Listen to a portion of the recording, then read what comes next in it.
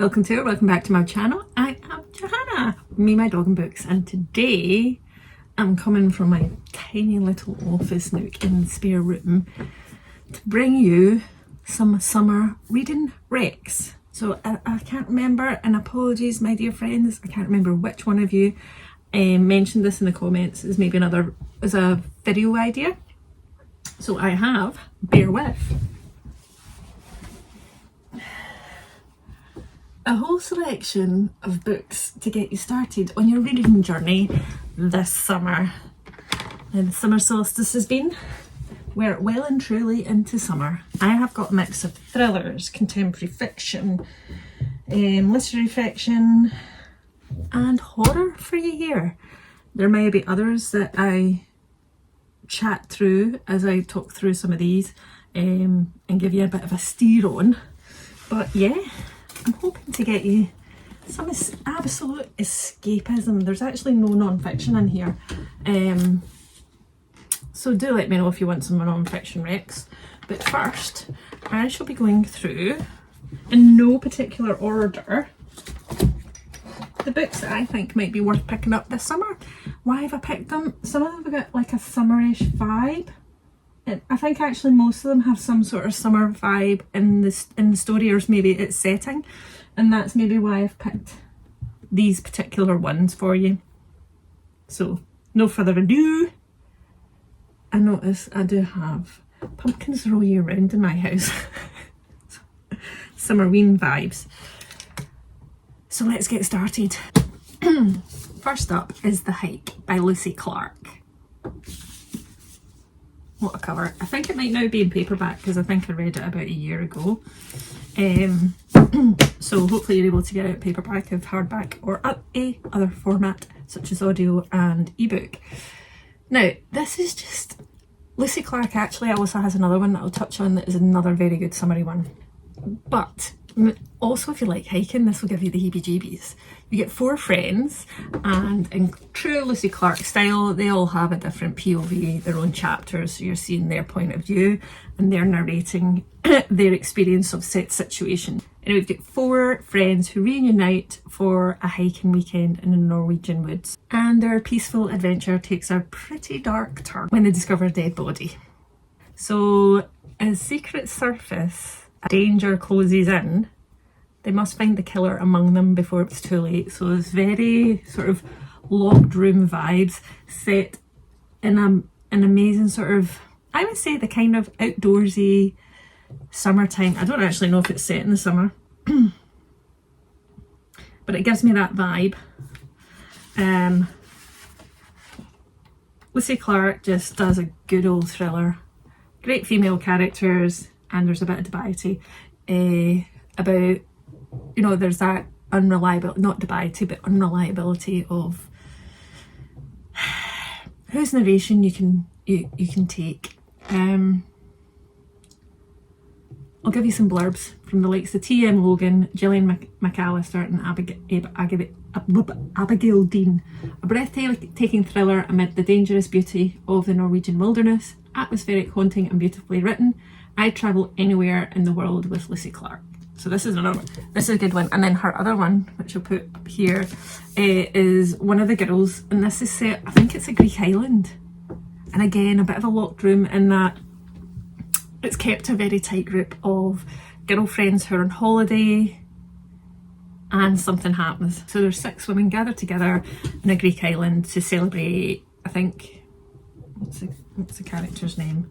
Lexi's hen-do, which is also, I think in America, is called bachelorette party.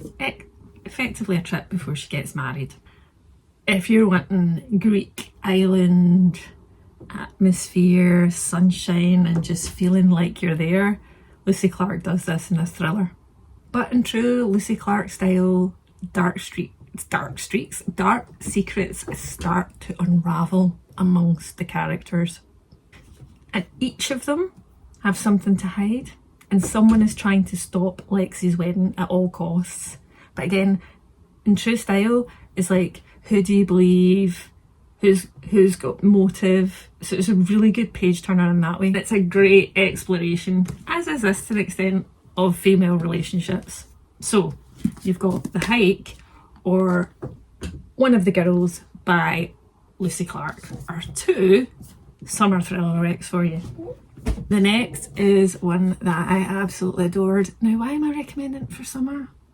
I don't even know if it's set in the summer. But if anything, this cover gives me summer vibes. It's called How to Kill Men and Get Away with It by Katy, Brent. And in short, you meet the main character, Kitty Collins. Awesome name for a main character. Friend, lover and killer, it says. He was following me, that guy from the nightclub, who wouldn't leave me alone. I hadn't intended to kill him, of course, but I wasn't sorry when I did, and despite the mess I made, I appeared to get away with it. That's where my addiction started. I've got a taste for revenge, and quite frankly, I'm killing it. A deliciously dark, hilariously twisted story about friendship, love and murder. Honestly, this was 5 stars when I read it. I got it as an ARC and then bought it when it came out. It gave me vibes of How to Kill... Is it... Oh, what are the other ones? Yes, How to Kill Your Family. Apparently like Killing Eve, but I've never seen it, so can't comment. And My Sister the Serial Killer. Kitty Collins is a brilliant main character. She's fighting a lot of revenge. It's good feminist tones, and I lolled a lot. So this was a 5-star read for me. Why am I recommending it for summer? I don't know. A great good old page turner. Plus it's got orange in the cover. That's maybe the loosest link ever. Next up, if you want to go horror with some humour, which is pretty much all of Grady Hendrix books, I highly recommend the Southern Book Club's Guide to Slaying Vampires. I mean, isn't it just pretty? But also this is one of my, it's also floppy. This is one of my favourite Grady Hendrix. I love Grady Hendrix sort of mashup of horror and humour. And this one, it's set in, I think it's the 90s. Is it 90s? Oh yeah, so I'll read the synopsis in the first instance, right? Patricia Campbell's life has never felt smaller. Her husband is a workaholic, her teenage kids have their own lives, her senile mother-in-law needs constant care, and she's always a step out behind on her endless to-do list. The only thing keeping her sane is her book club, a close-knit group of Charleston women united by their love of true crime. Then James Harris walks into their lives during the summer of 1993. Yeah, it's in the 90s. He makes her feel things she hasn't felt in years, but when children on the other side of town go missing, Patricia wonders if he's connected. Is he a Brad Pitt, a Bundy, or something much worse? That is the premise, and it's blooming brilliant. So it's set in the early 90s, and so you get the total like vibe of especially Southern women where it really challenges the perceptions of the patriarchal belief and family setup and that kind of I say geography, but also time, and I would say still is the case. So you've got Patricia, who's just trying to feel a sense of belonging, not overwhelmed by all the asks that society puts on her. And you hear that from the group of women that are in the book club. So when they see this new James guy, they're like, oh, who's he? And he's, you know, appreciative of the women in the group. But there's something, and it really exposes, Grady Hendry does a great job of really exposing the misogyny of the male characters in this book. And it's so cleverly written. It feels like you know, like a stereotypical 90s sitcom, but imagine it with a horror element. There are some scenes in here that once you read them, you can't unsee them. And I can't say. So you have to be okay with a bit of a shock. But the social commentary that Grady Hendrix has in his horror is just amazing. It makes me laugh. And, you know, it's set early 90s, which is very nostalgic, and with a book club where they start to go, who is this new person in the area? So it gave me like, if anyone's ever read Stephen King's Salem Lot vibes, that's what I was getting. Highly recommend. Also because, you know, it's set in the south. There's peaches and oranges. Is that summer vibe? Then next, staying on the theme of horror, I've got a YA horror for you, which is Clown in a Cornfield by... I'm looking at it going, and then realise I can't read backwards, by Adam Cesare. So there is a follow-up to this, but this is a great one. Also look at the cover, love it. So absolutely set, oh actually, is it actually set? I can't 100% confirm it's set in the summer, but it feels like it is when I'm reading it, and that's the vibe I get. So if I quickly... Quinn Maybrook just wants to make it to graduation. She might not make it to morning. When Quinn and her father moved to a tiny town with a weird clown as for a mascot, they're looking for a fresh start, but ever since the town's only factory shut down, Kettle Springs, which is a small town, has been cracked in half. Most of the town believes that the kids are to blame. So, you know, blaming the youth, you young people. After all, the juniors and the seniors at Kettle Spring High are the ones who threw the party where Arthur Hill's daughter died. They're the ones who set the abandoned factory on fire and who spend all their time posting pranks on YouTube. They have no respect and no idea what it means to work hard.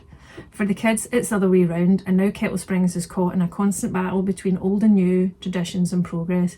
It's a fight that looks like it will destroy the town until one homicidal clown with a pork pie hat and a red nose decides to end it for good, because if your opponents all die, you win the debate by default. It is so cleverly done. I think it's published by Harper Teen.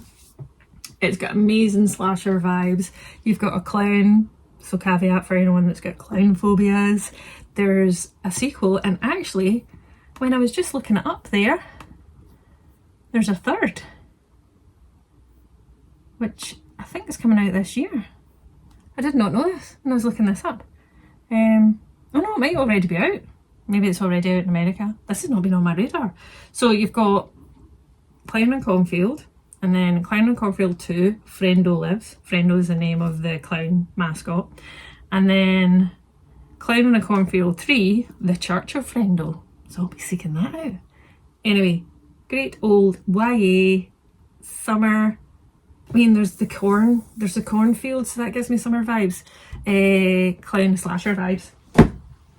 Talking all about the vibes, aren't I? Next one. Away from horror, although there is a darkness to this, it's On the Savage Side by Tiffany McDaniel. My favourite book of 2023. I totally adored this. It's outstanding. And let me read you the synopsis so I don't do it a disservice. 6 women, mothers, daughters, sisters, gone missing.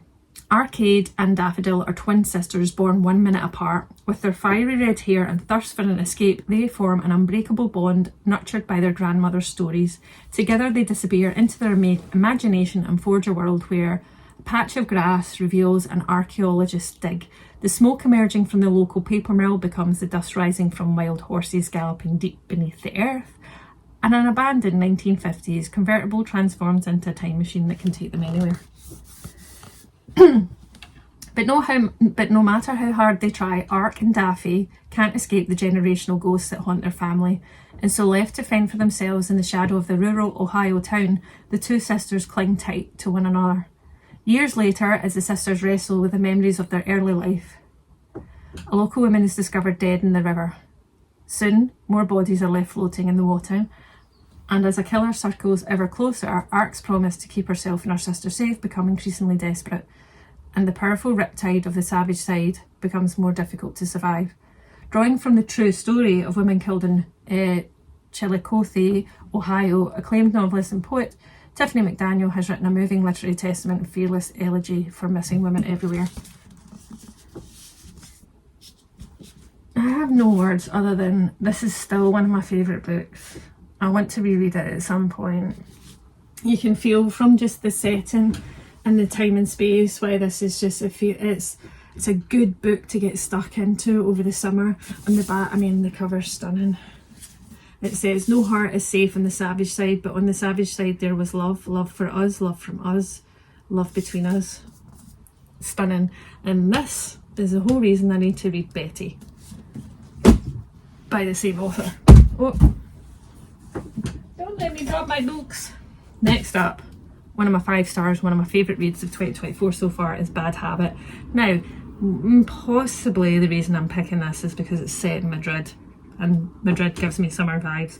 So this is, I would say, contemporary literary fiction, and also with amazing LGBTQ plus representation. So it's a book that I've I'll read the synopsis for you. An unnamed trans woman grows up in a working class suburb that has no place for her. She discovers her community and kinship in downtown Madrid, amid a dazzling party scene animated by charming junkies, glamorous pop divas and fallen angels. With each step she takes forward in the city, she finds herself confronted by an antagonism she does not yet know how to counter. In this thrilling and yet often frightening place, each decision can have the highest stakes, and yet she knows only she can forge a path forward to the life she really truly wants to live. It's utterly heartbreaking, heartfelt, hopeful. Content warnings in respect of transphobia. It's beautifully written, it feels poetic, and that's within translation. It's written by Alana S. Portero, translated by Marafi Latham, and you just get the sense of Madrid, and the place is like a side character to obviously the main characters. Utterly stunning and sublime.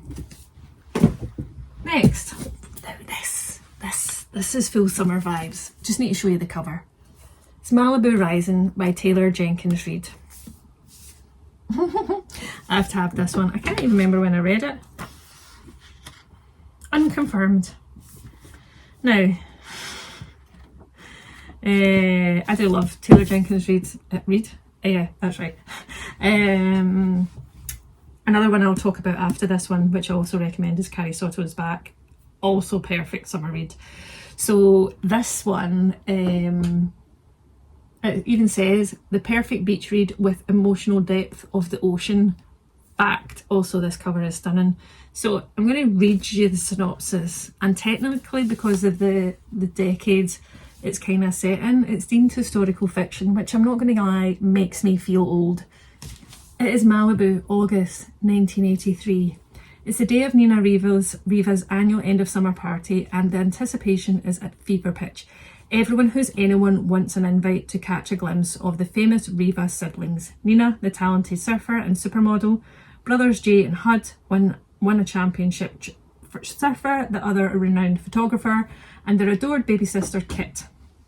Together the siblings are a source of fascination in Malibu and the world over, especially as the children of the legendary singer Mick Riva. By midnight the party will completely be out of control. By morning the Riva mansion will go up in flames. But ahead of that first spark, in the early hours before dawn, the alcohol will flow, the music will play, and the loves and secrets that shaped this family will all come bubbling to the surface. Wait to see them papers. Summer ocean vibes. Also look at the colour. This is perfect beach read, but sometimes I feel like I need to caveat, and I shouldn't, because it doesn't matter if a beach read is the stereotypical beach read, as there's, I suppose, what people would deem lightweight. This packs a punch, but there's also a space and place for lightweight reads where people don't need to think too much about things. I'm here for all of that. It's really great because you've got a family of both siblings and parents. You get to see there's a whole mishmash of dysfunctional family relationships going on here, and it all comes to a kind of, you feel the intensity brewing as it comes to the hilt of a kind of annual party that this family always host and are renowned for. So you just feel like that's a kind of place for things to just erupt and go wrong. It's full of drama, really intelligently written, and I utterly adored it. Absolute page turner, and you can place yourself in Malibu at that time. It's brilliant. Highly recommend. And then the other one, which I don't have a copy of, is Carrie Sotto's Back. So I read this book firstly when on audio, and I have to say, one of the best audio productions I've ever listened to. There was a full character and cast, the sound effects, it was brilliant. So if you do like audiobooks and you're able to read audiobooks, definitely check it out there. So Carrie Sotto has just retired from tennis, but she's just witnessed her record being broken. She's a record-breaking champion, and she's just witnessed her record being broken by a younger tennis player. And that is perhaps one of the many triggers that makes Carrie at 37 make a comeback into the tennis world. And this is where she fights against something many women, and especially you can see it with our female athletes, comes up against her own and others' perception of her aging body, the media's dislike of her complex relationship with her former coach, and potential love interest. And really it's all about that kind of one last shot to achieve greatness. There's so much in this that is perfect for reading. Well, I say, because I associate summer with Wimbledon and tennis. I kind of enjoy watching tennis, but I'm not a massive tennis fan. I don't, it takes me a while to remember all the rules of the game and stuff, and I'll dip in and out, but you don't need to be, because Jenkins writes it in such a way that it becomes so immersive. You feel like you're in that world. She has an amazing relationship with her dad. Carrie is such a well-written character. There's so much about her as a person and the misogyny and patriarchy that women have just generally in life, but also specifically when they are athletes in an athlete's world. So well done. And yeah, for me it's all set kind of around, because it's all set around that area. I know you have different kind of tennis championships all year round, but my association with tennis is with the big one, Wimbledon, that happens in the summer, actually in a couple of weeks. Next one is one I read years and years and years ago. I think I might have picked it for book group, I can't remember. It's called The Trouble with Sheep's always get it the wrong way around. The Trouble with Goats and Sheep. And the reason I picked this is it's set in the UK in the summer of 1976, which was firstly the year I was born, and also a year with well, at the time, until current climate, of a significant heat wave. So I'll read the synopsis for you. It says, summer 1976. Mrs. Creasy is missing and the avenue is alive with whispers. As the summer shimmers endlessly, 10-year-olds Grace and Tilly decide to take matters in their own hands. But as doors and mouths begin to open and the cul-de-sac starts giving up its secrets, the amateur detectives will find more than they could have imagined. It's set in the 70s in Britain during a time where, well, it's of the time where there was a massive heat wave, but it's kind of like a part whodunit, part coming of age, page turner, but you start because they're looking at a bit of a whodunit, who's gone missing, exploring their neighbourhood, and the people in their neighbourhood. You start to see the quirks or issues with people and neighbours. It's through the eyes of the two main characters, Tilly and Grace, which is wonderful. I love the writing style, and I actually don't know, I found a bookmark, a book depository, remember then? I can't actually remember when this came out, from Borough Press. 2016 I read it. Because of its setting in the blistering summer of 1976 in the UK, that's what absolutely gives its summer vibes. But I would say, I need to stop saying the word vibes, don't I? So I'll give you some, so it's lively and funny. Imagine Donna Tartt's The Secret History, set in 1970s English suburbia. A sympathetic and nuanced portrait of society's misfits. Sweet, nostalgic and funny. Insightful, compassionate. I didn't want the book to end. Unique and unforgettable. I loved this, and it made me utterly adore this author. So I have since bought a few of their books. I love the characters, I love the kind of missing story of Mrs. Creasy in the cul-de-sac. I love the setting, I love the secrets as you start to it's beautifully written. I actually don't know what genre it would be. Well, now probably historical fiction, but it's more like oh look. there is the cul-de-sac. So highly, highly recommend. Joanna Cannon is a great one, and the new one that is just out is The Midnight Feast. Now, how can I not recommend this, because it's set during the summer solstice. It is midsummer, the Dorset coast. In the shadows of an ancient wood, guests gather for the opening weekend of the manor, a beautiful new countryside retreat. But under the burning midsummer sun, darkness stirs, old friends and enemies circulate among the guests, and the candles have barely been lit for a solstice summer when the body is found. It all began with a secret 15 years ago. Now the past crashed the party and it ended in murder. The Midnight Feast by Lucy Foley, who also wrote the Paris Apartment, I think it was called. The setting makes this an absolute brilliant locked room murder mystery page turner. In true Lucy Foley style, you have a number of characters who all have their own point of view and kind of dedicated chapters.